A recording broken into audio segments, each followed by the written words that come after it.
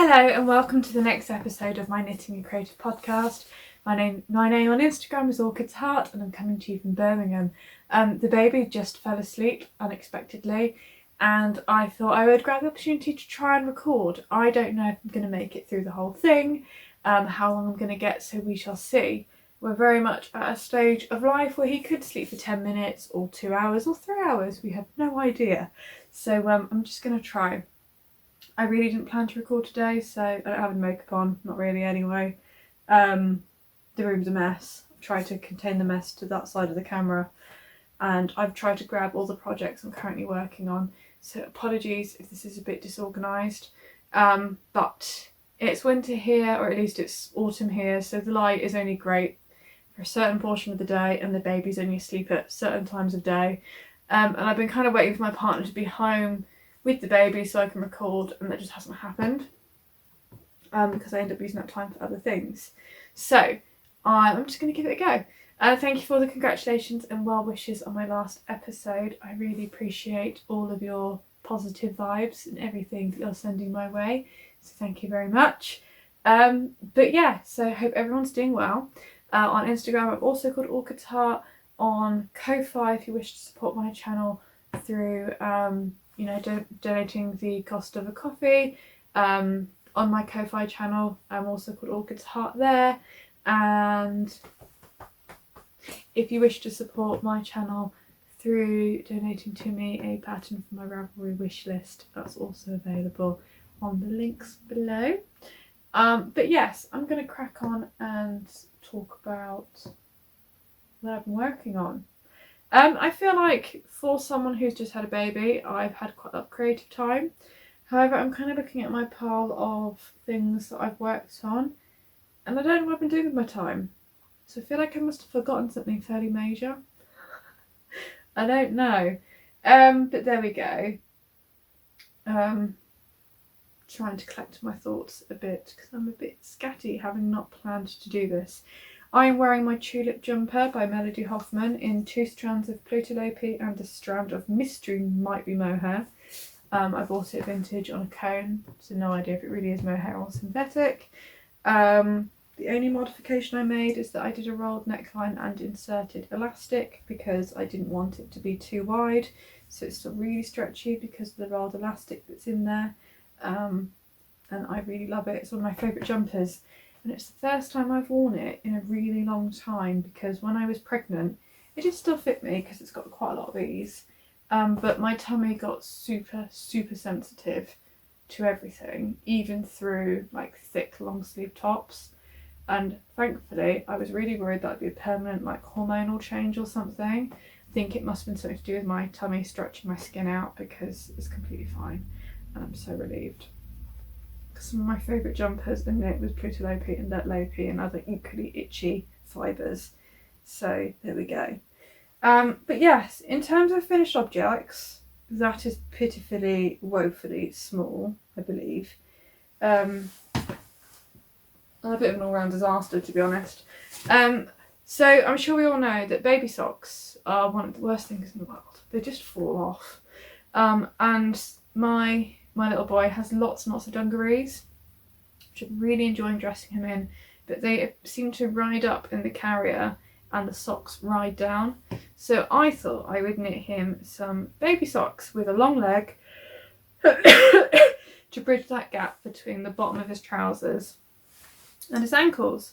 So I think I shared last time that I knit myself some socks with croy sock yarn. These ones, I'm pretty sure I shared that last time. I've been living in them because they've got a nice generous leg and I really like croy sock yarn, although sadly when I was there in America, Canada last time, I was only able to get enough for one pair. There weren't any other colourways I liked, but I had some left over and so I thought I'd knit him some matching ones, sort of, anyway. So this is one of mine because I forgot to wash the second one, so this is the only clean one. And so I knit these super tiny socks using the perfect newborn sock pattern, which I found on Ravelry, which I used for the numbers. Otherwise I pretty much kind of did my own thing. I think that one is a free pattern, so I am going to say I think it's said to cast on 32 stitches, and I cast on 36. Now sadly they are too small. They look really cute, and even though they stretch quite a lot, they're actually too small in the foot. The heel is like halfway up his foot, which is bizarre because when I held it next to his foot, it looks like it would fit. But I think because when you stretch rib out widthways, it makes the foot shorter. So I'm going to have to do it some more. And it's a shame because the colours kind of worked out quite well, and that they've both got this grey top leg and then the red stripe. I really enjoyed how that worked. And they are scrappy, so you know, the stripes don't match up for the rest. But yeah, so I did a 2x2 rib, but just stockinette on the bottom of the foot. And I guess they will go away in case we ever have another child. He has grown and put on weight really quickly, so I do suspect if we had another baby in the future, or a friend has a baby, they would fit a newborn. It's just my 10-week-old baby is a bit of a chunk. He's on the 91st percentile apparently. He wasn't born that way, but he's put on a lot of weight very quickly. And actually resembles a small toddler already. I mean, maybe he doesn't, he just does to me, because everyone else that's his age looks quite tiny in comparison. So yeah, so that's my only finished object, and it's a disaster. Well, it doesn't fit. So as it's autumn, I'm sure, as with every other knitter in the Northern Hemisphere, I feel full of knitting and making inspiration, and I don't have the time to fulfill all the things I want to do and make, and I'm finding it quite frustrating. And that might be part of the erratic energy that I'm exhibiting today, because he's asleep and I feel like I should do all the things, which I'm sure all new mothers feel, and I can't do all the things. The house is a tip. I want to do the sewing, I want to do some dyeing, I want to do some spinning, but my spinning wheel is acting up a bit at the moment. I want to knit everything and it's just not possible. So what I have been working on is, because I spend quite a lot of time nap trapped underneath him, knitting socks is actually quite manageable whilst he's on me. So I did cast on another pair of socks for me, using the Biches Le Sock Yarn. I don't know why it's Le in French and then Sock Yarn in English, but it is. It's called Le Sock Yarn, which I think has recycled nylon in it. And this colour is called Autumn Crush or something like that. It's definitely got autumn in it. Festive autumn, I don't know. Do I have the ball band? Yes, I do. Autumn Forest. And it's like a marl of red and gold. And I am doing the Quilty cabin socks, something like that, by her stitch marker company is called Horse Feather Fibre Arts or something like that, but the name on Ravelry is something else. And my contrast colour is just a little bit of Exmoor sock in the colour Mizzle by John Arvin. And I would normally cast on 60 stitches on 2mm needles for socks for myself, but I've ended up casting on the 56 stitch size, holding the yarn double on 2.25mm needles, and I think they're going to fit. I haven't tried yet, so I don't know. So I might be knitting a sock I can't fit, but it does look like it would fit, so I'm not too worried. I started doing them on 2mm needles, yarn held single on 64 stitches or whatever that size was, but the yarn seems really fine. It is 400 meters per 100 grams, but it's really loosely spun. I don't know if you can see that or not, and really fine, and it was just knitting up too delicately and too tediously for me. So the held double is a much nicer fabric, and because it's 100 grams it should be more than enough. Yes, it says it's 80% wool, 20% nylon. So, and I'm knitting that on small circulars, how I knit all of my socks apart from the baby socks, because obviously that would be impossible. And so we'll see how that goes. That's becoming my current nap trapped project. The next thing I'm working on, which might be a mild disaster, which is a bit damp because I tried to block it to figure out whether it was an impending disaster or not, is this long-term whip. And this is the Ovis sweater by the Petite Knitter, but I'm heavily modifying it. It is meant to be a sweater and I'm doing it as a colourwork steeped project so I can have it as a cardigan. I knit the yoke ages ago, I put it down and then I picked it back up and carried on knitting, and I now realise I think I probably never sized up needles from the collar when I carried on knitting, because I picked it up to carry on knitting it and put the bigger needles on. It just wasn't looking right. I knit the entire both sleeves and didn't really notice a difference. However, they are kind of weirdly shaped. And I thought, and then I picked up and carried on knitting the body, and I thought, well, I'll wash it and see if it looks better and if it looks neater. And I don't know if you can tell, but definitely, so this grey motif is the same as the green. I definitely haven't used the same needle size. I mean, that's quite a drastic difference, because this bit is this bit here. And I think, provided the sleeves don't look too weird on, I can live with it with the sleeves, because the sleeves match each other. But the body, I can see, I don't know whether you'll be able to see on camera, but I can see in real life that it changes about here, the gauge. So I think I'm going to have to rip back a couple of inches and size down a needle and carry on knitting, because the other thing is it's massive. It's way too big for me, and this is all the yarn I've got left, so I was going to do quite a deep black rib. So I'm knitting this from scraps. I had just over 200 grams of this, and everything else was kind of leftovers, and the white was like a 50 gram skein. And so that's why there's colour work on the sleeves. Sorry, my face is really itchy because my hair is bugging me. And that's why there's colour work on the sleeves. This bit here is actually a different yarn to this one, but it's the same colour, and I think because it's the other side of the colour work band, you can't really tell. So I think I'm going to have to rip back. I'm really hoping I don't have to rip out the sleeves and that they don't look too ridiculous. I think it's a 3/4 length sleeve. I mean, I can try it on actually.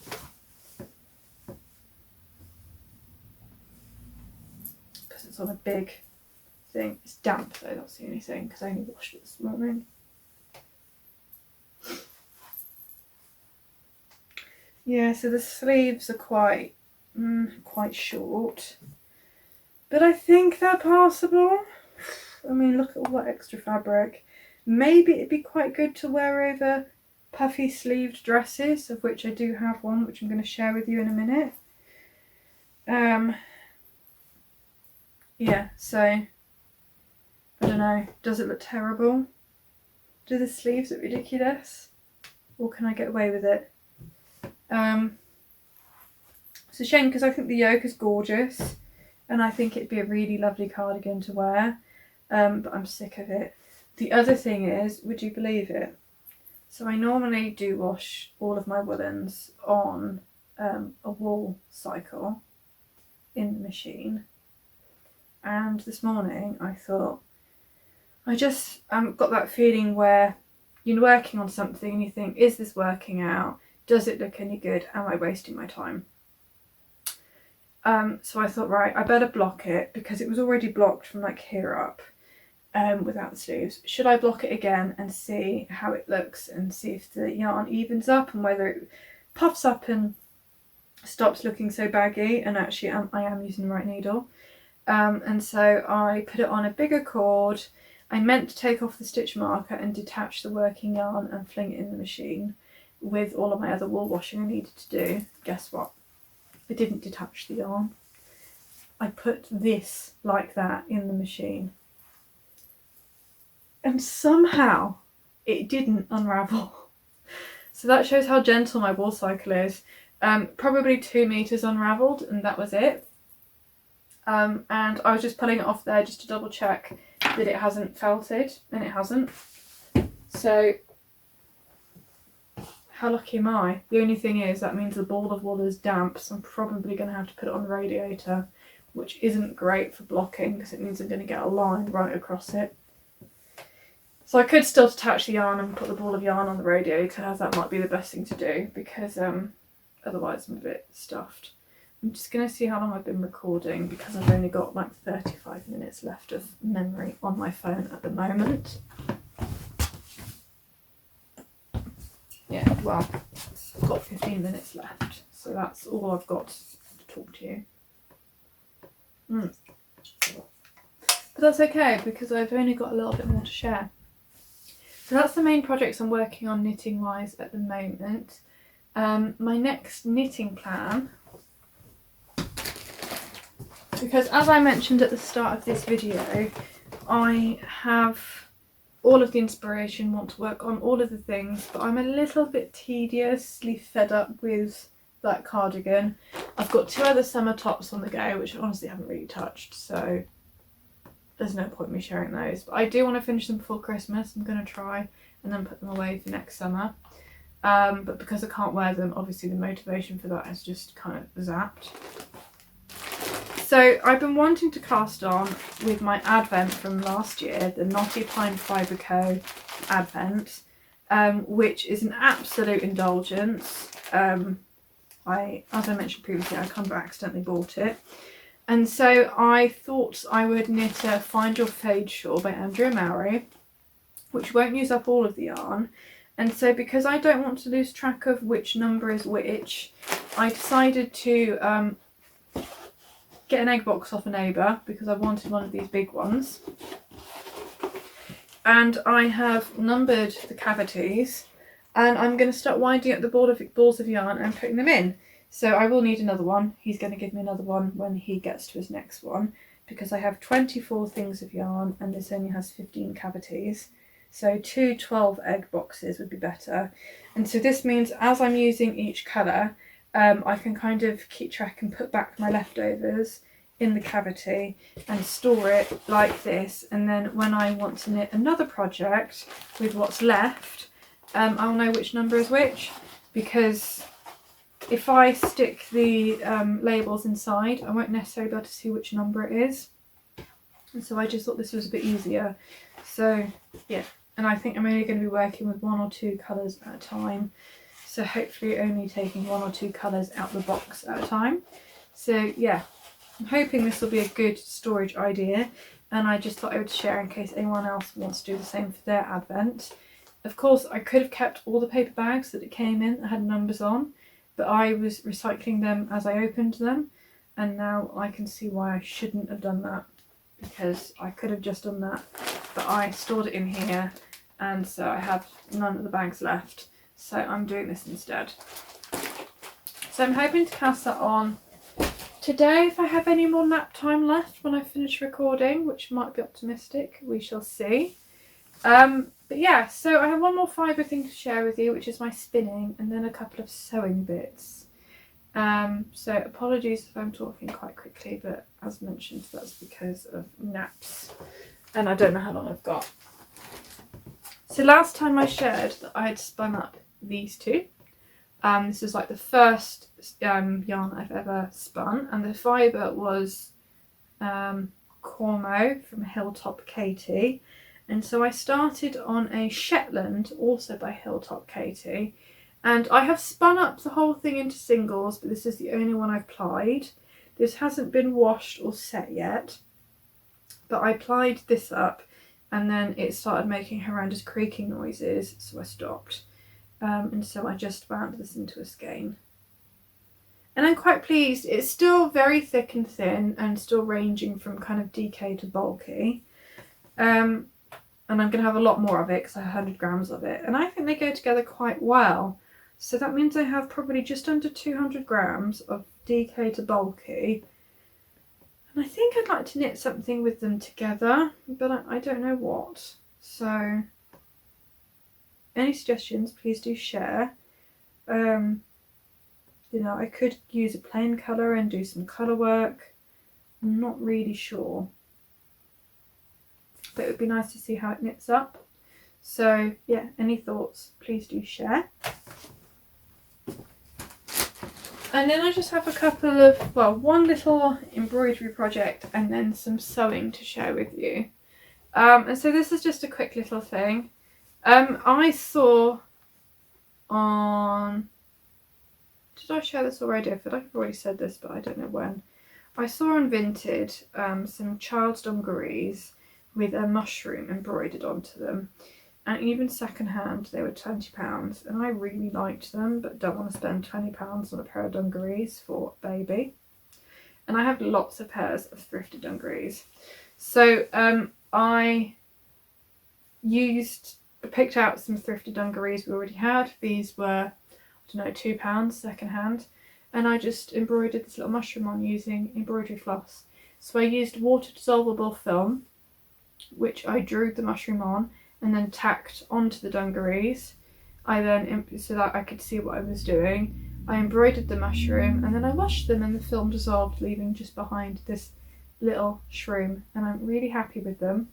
The only thing is I probably should have got him to wear the dungarees before doing it, because the poppers aren't the strongest, so when he's in the carrier they ride up and pop open.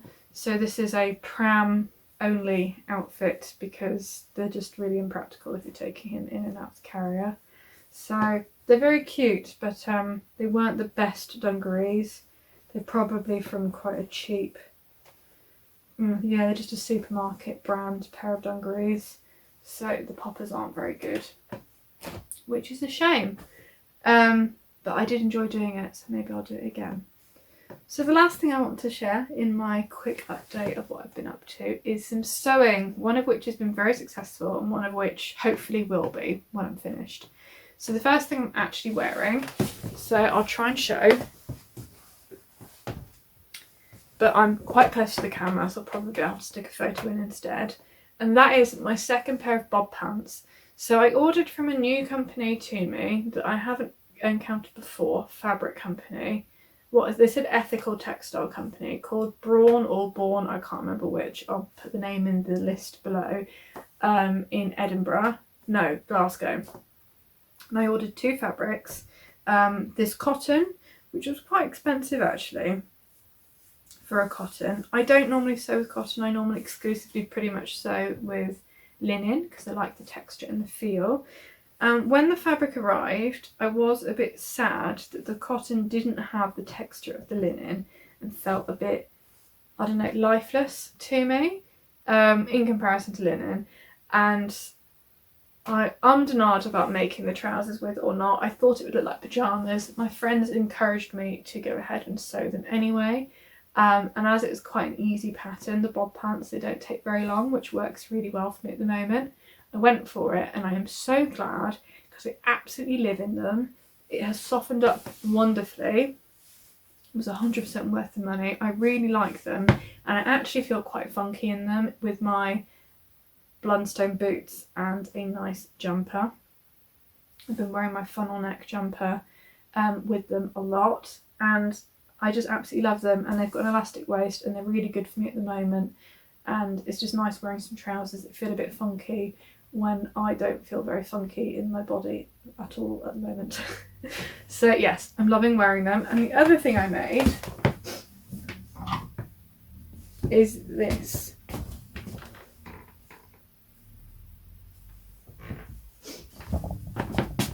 So this is a linen fabric I got from the same company, and it was £20 a metre, I think, which isn't that bad for linen actually.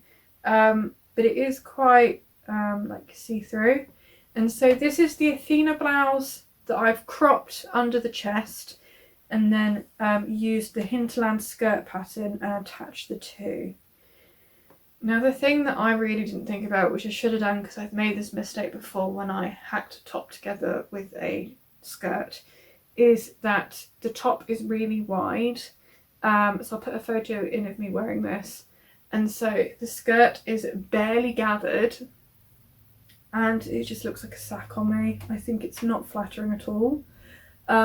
When I made a toile of the shirt, I did really like the fit of it, but then I will be tucking that into trousers or a skirt, which would cinch it in.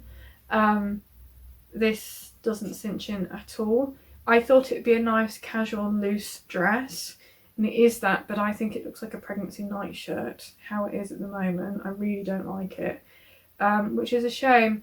The only change I made to the top part of the pattern is that rather than folding over, rather than putting like a cuff on the sleeves, I extended it slightly, folded over and put an elastic in, just because for me that's more comfortable.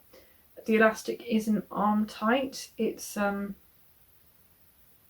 quite, so it is loose around my arm, but it means I can push it above my elbow or down.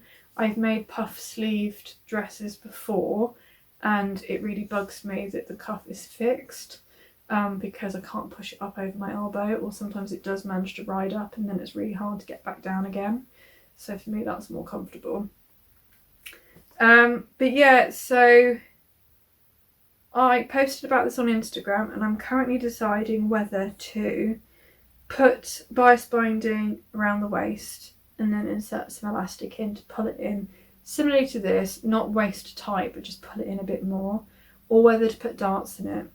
I haven't really decided, or maybe I'll do a combination of both. I could detach the skirt from the bodice, put darts in the bodice and then reattach. That might be what I end up doing, I don't know. So I have another dress, my popper mustard dress, which is a Hinterland dress that I need to fix as well. The poppers, because I didn't have the right size tool to insert the poppers, my partner made a tool to insert the poppers and it was no good. And it was one of those things where I was doing it whilst I was pregnant. I was feeling quite emotional. He said it was fine and he was doing it with me, and it felt to me like it really wasn't fine, but I didn't want to start an argument, so I did it anyway. I put the poppers on and basically you look at it and it pops open, which is no good with a baby. So I'm going to have to unpick the plackets and re-sew a new placket on. The problem is I've only got enough fabric to do one, so I'm hoping that I can prise off the poppers on one side and stitch buttonholes over the holes and do it like that, but we shall see. So I've got the two dresses I need to fix, which, if I'm honest, I don't know when I'll get around to doing it, which is a shame because they're both very autumnal. But yeah, on the other hand, I did buy some more fabric to make an Athena blouse, so I might just end up doing that. But I need to stop making things, new things, and fix the things I've already got first. But anyway, that's what I've been working on at the moment. Sorry if it was a bit of a whirlwind tour, but like I said, I have no idea when he's going to wake up. I feel like I've been quite lucky, because it's been quite a while since I've spoken to you guys, and so I really wanted to kind of give you a bit of an update, and hopefully I can share some footage with you as well of the other things I've been up to, and hopefully it won't be so long until we chat again, and maybe I would have finished my cardigan by then. I highly doubt it. So anyway, I hope you're all well, and thank you very much for watching this video, and hopefully speak to you guys soon. Goodbye.